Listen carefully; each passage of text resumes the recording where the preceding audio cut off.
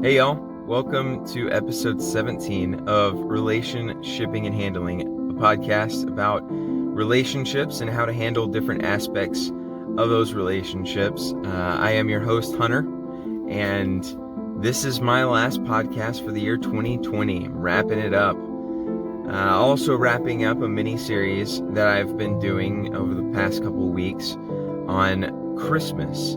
I've been diving into different main characters of the Christmas story, a story that I've read hundreds of times or so, but just kind of has just been a story. It hasn't been something that I've taken away different things from, and this being a relationship podcast, I figured I would dive in and look at those characters and see what we can learn from them as far as relationships go. I've also been talking about, what it's like to have a Hunter Christmas, right? Like what it was like growing up and whatnot. And today I want to tell you guys a little about something that really everybody does with Christmas, but has been a really fun thing with my family, was gift giving, right? My first memory of receiving a gift for Christmas was this yarn knit octopus. It was like a little stuffed animal that my Mimi had made me, which is kind of weird because here I am, 32 years old, and I am afraid of octopuses because I watched an episode of River Monsters that really talked about what octopuses can do, and it freaks me out. So first gift was an octopus, and I loved it. I was probably like 2 or 3 years old. Now I am afraid of octopuses. It's kind of ironic, I would say. But anyway, one of the things that we did in our family is Santa would fill our stockings with little things, and that was the first thing that we would open on Christmas Day. Is we'd grab our stockings, me and my brother and my sister, we'd grab our stockings and we'd tear into those, right? There'd be Hot Wheels, there'd be Silly Putty, a bunch of, just little things that Santa decided to give us, and so that's how we started the day. And then we moved on to the tree, under the tree, the gifts that were there, and the biggest gifts and the best gifts typically came from Santa. And I know that some parents, spoiler alert, parents do Santa stuff. I know that some parents make the Santa gifts like little bitty things because they want to take the credit for these big elaborate things, but my parents didn't do that. They didn't want to take the credit, so to speak. They were fine without being the one that gave us the really big cool gifts, best gifts or whatever. The best gift I think that we got as the three of us, me and my siblings, was a trampoline. Now it was a hand-me-down trampoline, so it wasn't brand new or anything, but what was really awesome about it is it was already broken in, so we could jump really high right off the bat. It was a lot of fun. So I would say that was like the best gift that we got. But eventually, like a lot of people, the receiving gifts stops being as enjoyable as the giving of gifts. I really enjoy giving gifts. It's one of my love languages in showing love is giving gifts. And I would say probably the best gifts that I gave, like kind of growing up over the past years, would be, now my brother, his name is Colton, and he was a big fan of the Indianapolis Colts and Peyton Manning. So I got him one year a pair of Nikes. He's also very into shoes.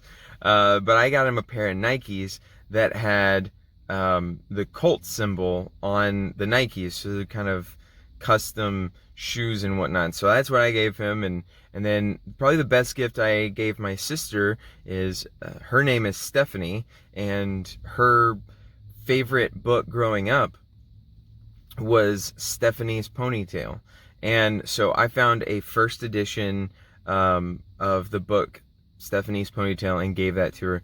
And seeing my siblings like light up, see their faces go, oh my goodness, this is so awesome, it was unexpected, yada yada, like that to me is one of the coolest things, and I loved it. But really, why do we give gifts? I've kind of asked myself this over the years. Why do we give gifts? Like, it comes across as kind of materialistic sometimes.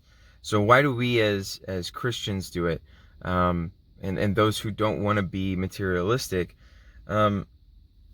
ultimately, I think that it shows someone that you care about them. It shows someone your gratitude for them. And again, like I said, one of my love languages, as far as like giving love, is giving gifts. So it's a love language for some people. And so those are some of the reasons why. But I think ultimately, it shows that person that they are important to you. Even whenever I don't have very much money, I try to find something to show my appreciation. Now, of course, that doesn't mean that like the more extravagant the gift, the more that you care about that person. It's really the thought that counts, right? Like, I mean, we hear that all the time. It's the thought that counts. But that is true. And so this kind of brings me into the next characters that I'm talking about, because they gave gifts as well, and I think that we kind of take from their lead. We follow after their lead of giving gifts in the Magi, and today we're going to be talking about them, and it's in Matthew 2, 1 through 12. That's where we're going to be spending our time. But before I jump into that, let's pray. Dear Heavenly Father, I thank you so much for Christmas. I thank you for the story of Christmas, you sending your Son to this earth so he could ultimately die for our sins, God. I thank you so much for that. I pray right now that as we look into a story that we've heard many, many times and maybe take it for granted, God, on a regular basis, I pray that you open our eyes, ears, and heart to hear from you and see things that we've never seen before, God. We love you and we praise you. Pray all these things in Jesus' precious name. Amen. So, like I said, I'm going to be in Matthew 2, 1 through 12. That's where we're going to spend the majority of the time. And it says, after Jesus was born in Bethlehem in Judea, during the time of King Herod, Magi from the east came to Jerusalem and asked, "Where is the one who has been born King of the Jews? We saw his star in the east and have come to worship him." When King Herod heard this, he was disturbed, and all Jerusalem with him.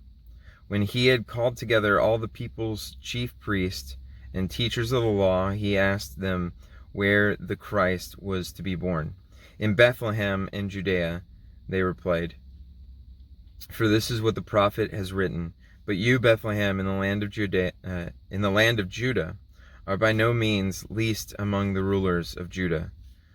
For out of you will come a ruler who will be the shepherd of my people Israel." When Herod heard Then Herod called the Magi secretly and found out from them the exact time the star had appeared. He sent them to Bethlehem and said, "Go and make a careful search for the child. As soon as you find him, report to me, so that I may too go and worship him." After they had heard the king, they went on their way, and the star they had seen in the east went ahead of them until it stopped over the place where the child was. When they saw the star, they were overjoyed.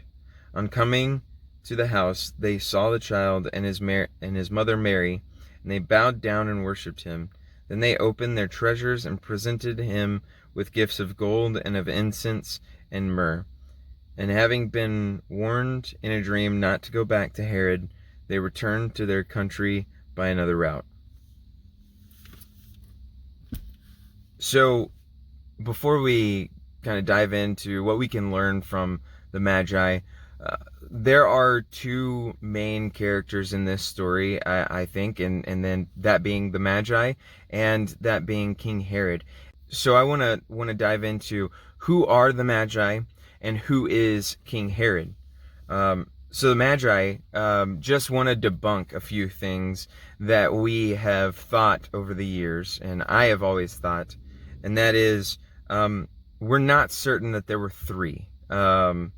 They weren't kings, and they weren't around during Jesus' birth in Bethlehem, and they're not from China or the Orient. I mean, those are some things that across the board people believe, right? We sing songs, "We Three Kings of Orient," and whatever. And then we see them in the manger scene, the nativity scene. We see them as a part of it. But those things aren't necessarily true. We do know that there were more than one of them, but we don't know that there were three. We say three probably because of the gifts that they give. They give three different gifts: gold, frankincense, and myrrh. But we don't know how many there were. There could have been two, there could have been three, there could have been six, there could have been 24. Who knows how many there were. Secondly, they weren't kings. So what were they? Well, typically we see them as wise men, right? And what that refers to is that they were philosophers, they were astronomers, astrologers, they were teachers, scholars, and they were wealthy. They chased after knowledge. They read and they knew the teachings of many different religious beliefs, including the Jews.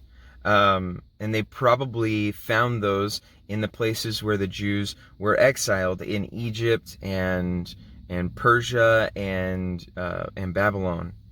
And so because they knew about Jewish teachings and whatnot, they knew about the star, and that's what put their attention on seeking Jesus. They also probably they weren't a part of the nativity scene, right? They didn't come at Jesus' birth, so they probably were around. A lot of people believe they came around when Jesus was close to about 2 years old. We know this because in Matthew 2, a couple of verses down in verse 16, it says, "When Herod realized that he had been outwitted by the Magi, he was furious and gave orders to kill all the boys in Bethlehem and its vicinity who were 2 years old and under, in accordance with the time he had learned from the Magi." So if it was about 2 years that the star had been around, and the Magi had told King Herod that the star had originally been seen or whatever, and that was whenever Jesus was born, it stands to reason that Jesus was probably close to about 2 years old, since he gave the order of 2 years old or younger. And lastly, they didn't come from China or what we call the Orient, right? They came from probably modern day Iran, ancient day Persia or Babylon. Again, they were probably in a place where they were able to read the teachings of the Jewish faith, because the Jews were exiled there to Persia and Babylon. So what about King Herod? Who's King Herod? Well, first and foremost, he is an evil, evil, evil man. He had a lust for power and control. He was power hungry. And Again, back to verse 16, we read that he ordered the death of any boy 2 years or younger. And this wasn't the first time that King Herod gave the order for mass murder. He was a very evil man. Also, he was named King of the Jews by Emperor Caesar Augustus. And so whenever he heard the Magi say, who we have come to worship the King of the Jews, we saw his star and yada yada, King Herod probably was like, excuse me, someone else is claiming to be a King of the Jews? That's my title.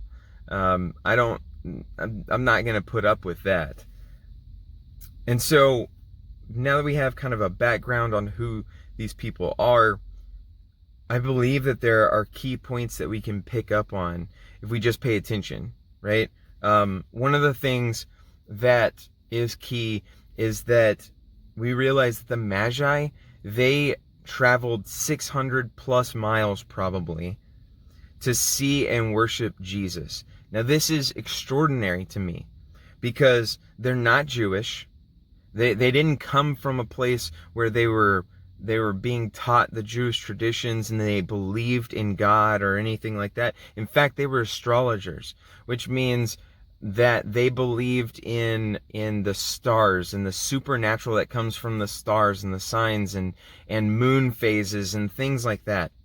They believed that that's what kind of explained a lot of things. They were also philosophers. Philosophers typically don't believe in some sort of higher power or God or whatever. They believe that science explained everything. And to be of the faith of Christianity, to be the faith of Judaism, there comes a lot of faith, not proving. But yet they worshipped a baby. They truly worshipped a baby who was born to a servant girl and a carpenter. That goes against everything that they believe. They believe that he was the Messiah and fell down and worshipped him. That to me is just insane. It's crazy, but it's true. Then the second thing, the second key point that we need to really look at is they gave 3 very, very, very expensive gifts to a baby and to a poor teenager and a poor carpenter, right? They gave gold, frankincense, and myrrh. Those things could have been sold for a lot of money. But what we really are seeing here is that I talked about gifts earlier. The Magi were showing God how much they believed in him and how much they had faith in him and how precious he was by giving these very, very expensive gifts. Also, Joseph and Mary and Jesus were about to have to flee for their lives to Egypt. And down a few verses from there, an angel comes and speaks to Joseph and says, take your family to Egypt. Well, they were there until King Herod died, which the belief is like 2 or 3 years they were in Egypt. So while they're in Egypt, they're away from their home. And so this gold, frankincense, and myrrh probably was sold to have land, to have shelter, to get meals, food on the table, covered traveling expenses. And again, these are 2 very poor people. So it's not like they had extra money laying around that they could go and do this anyway. So God worked through the Magi to fund their ability to go elsewhere so that Jesus wasn't killed. And the last thing that I would say, that key point that we should really pay attention to, is how they interacted with Herod both coming and going. They went to him first, trying to find Jesus. This was one, so they could gather information, but two, I think it was a courtesy. That's what I believe, at least, right? It's kind of like if a cop goes into another area that he doesn't have jurisdiction over and decides to do some investigating or tries to hunt down someone, the thing that they're going to do first is they're going to contact the police in that jurisdiction specifically and go, hey, this is what I'm doing, and pretty much they're trying to get the okay to do that. So I think that the Magi were kind of doing that with King Herod. Hey, we're trying to find this baby that's born who's supposed to be the Messiah, who's supposed to be the King of the Jews. So do you know about it? And also, are you okay with it? Because this is your area. So I think that they were trying to get kind of the okay on it. But I believe that they knew how much of a bad guy, an evil person Herod was. I mean, with being as smart as they are, they probably kept up with current events, and so they heard that they heard about Herod and the way that he treated the Jews, the way that he taxed them, the way that he mass murdered people on a regular basis. And we see that all throughout history when we do look at that time where Herod was over the Jewish people. And Herod had an opposite agenda of what the Magi had, yet they interacted with him. I think this just kind of blows my mind, right? They're wanting to worship. They're clearly seeing that he doesn't want to worship Jesus, but they still interact with him. They still get his blessing, so to speak, or whatever. And then whenever they are leaving, they followed after what God's order was, not to go back to Herod, instead of what Herod said, which was, hey, come report back to me because I want to go worship. Basically, I believe they were showing Jesus love. They didn't compromise what they felt to be right just because, King Herod was a king, right? And so that leads me into, since we've talked about kind of the key points of the story, it leads me into like what we've been talking about on a regular basis, right? How does this relate to us whenever it comes to relationships, right? And I think that there are two relationships that we can really look at and learn from in this part of the Christmas story, and that is a relationship with God. Again, I'm going to sound like a broken record, but it's the truth, and it's the most important truth, and that is that God must come first. And we're shown that by the Magi, because they listened to God and they put him first whenever it came to leaving Jesus. They didn't follow what Herod said, they followed what God said. Also, when it comes to a relationship with God, he will direct your path. I don't believe that he's going to put a star in the sky that shines down on your next step. He could. It's something that he could do. He is a God of miracles. But I believe that if you pay attention to him and his voice, then you'll know what to do. Just like the Magi, they paid attention to the star, they searched for the star, they searched for Jesus, and then when it came to time to leave, they listened to God through the dream that they were warned about. And lastly, God is worthy of all of our gifts, especially the big and expensive gifts, right? I mean, he's the God of the universe, and he is worthy of our gifts of worship, of praise, of time, of money, of honor, devotion, our relationships, our talents, our service. So if you want to show God how worthy he is and how much you love him, then maybe you need to start giving him your gifts, giving him your time, giving him your money, giving him your relationships, and letting him decide whether those relationships are what you need or not.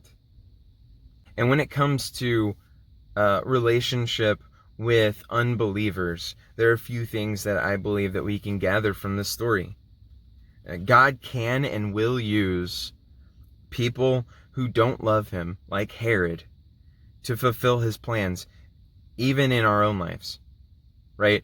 I believe that because Herod was so hell-bent on killing Jesus, that it just went to solidify the desire and the need and the faith to worship Jesus in the Magi's lives. So let me ask you a question. Have you had an unbeliever that seems to work against you, but instead of something being worked against you, God uses that to instill some sort of truth inside of you? I'll tell you, I had been unemployed for 4 months, and I just recently started a new job. And during that time of unemployment, it actually came from other people saying things about me that were untrue, and that's how I was let go at work. But during that time, instead of allowing that to be what defined me, God used that time to really instill things in my life that are very beneficial for me right now and moving forward.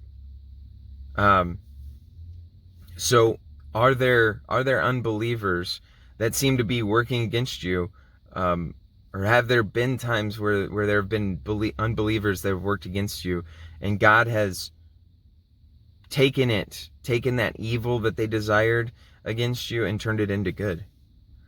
And also, I believe whenever it comes to unbelievers and our relationships with them, that God will give us direction whenever it's time to move away from those unbelievers that are causing us harm or opposing our faith. We just have to listen.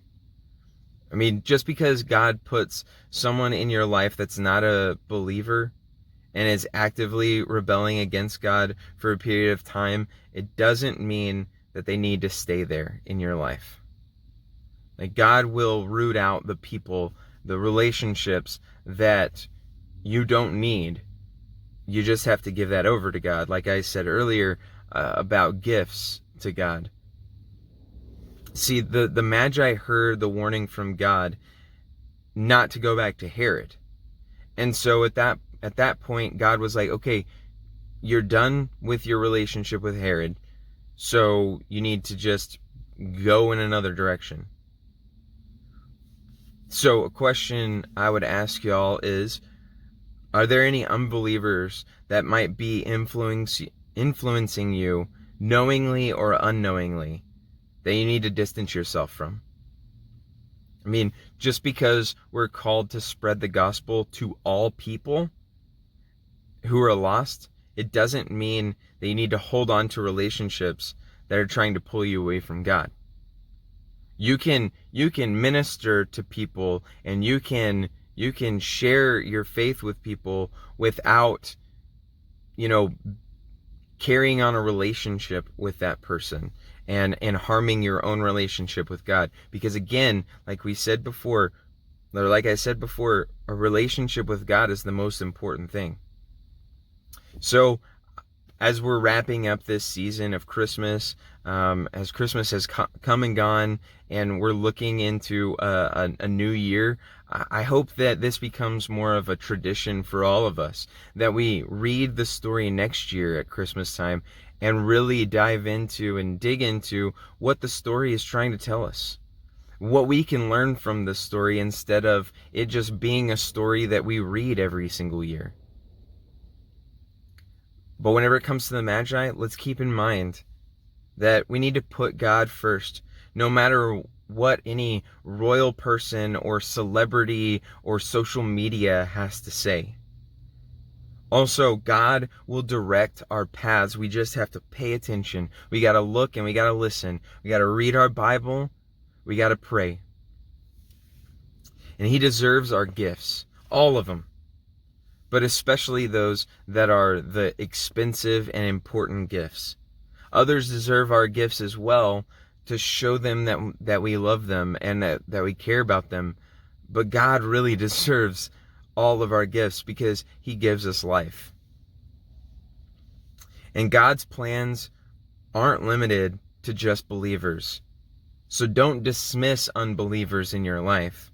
But at the same time, sometimes you're going to need to walk away from relationships with unbelievers, because they could cause you harm and they could drag you away from God. It doesn't mean that you don't love them, and it doesn't mean that you don't want them saved. It just means that you need to defend your relationship with God from the evil that is trying to seep into your life and cause a ruckus. So thank you guys for listening. I hope that y'all got something from this. I know I did. And I hope that we can take the example of the Magi and really apply it to our lives. So if this was something that you enjoyed and that you feel like someone else would enjoy, please share it with them. Get on my Instagram and share the posts or whatever. But until next week, guys, I love y'all and God bless. See you later.